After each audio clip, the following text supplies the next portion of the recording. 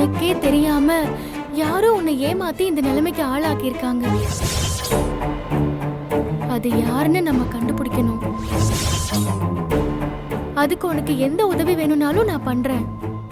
என்ன எனக்கு உதவி பண்றேன்னு சொல்லிட்டு என் கேரக்டரை அசிங்கப்படுத்துற மாதிரி பேசிட்டு இருக்க?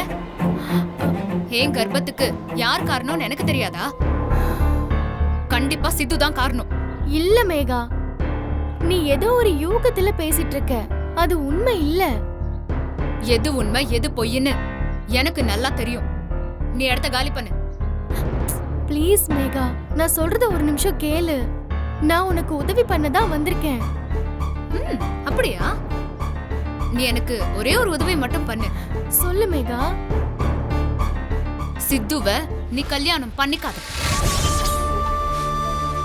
அதுதான் நீ எனக்கு செய்யற பெரிய உதவி.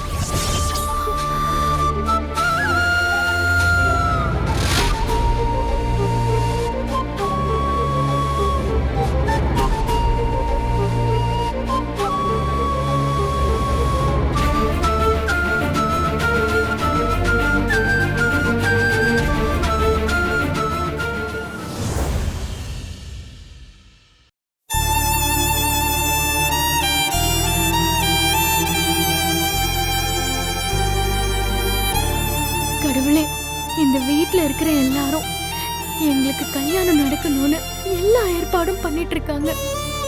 ஆனா மேகா அவளோட கர்ப்பத்துக்கு சித்து சார் தான் காரணம்னு சொல்லிட்டு இருக்கா. அவ கர்ப்பத்துக்கு சித்து சார் காரணம் இல்லைன்னு எப்படி நிரூபிக்கணும்னு எங்களுக்கு தெரியல. கடவுளே, நீதான் இந்த பிரச்சனையில இருந்து எங்களை காப்பாத்தணும்.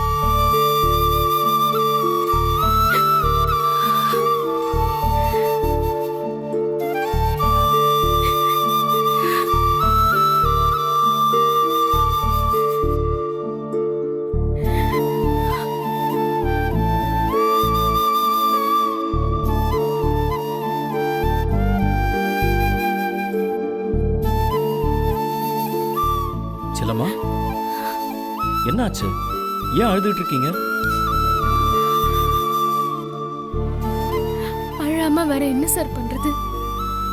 மேகா நம்ம கல்யாணம் நடக்கவே கூடாதுன்னு உறுதியா சொல்லிட்டு இருக்கா. ஆனா நம்ம வீட்ல இருக்கிறவங்க இந்த கல்யாணம் நடந்தே ஆகணும்னு சொல்றாங்க. இது எங்க போய் முடிய போகுதுன்னே தெரியல.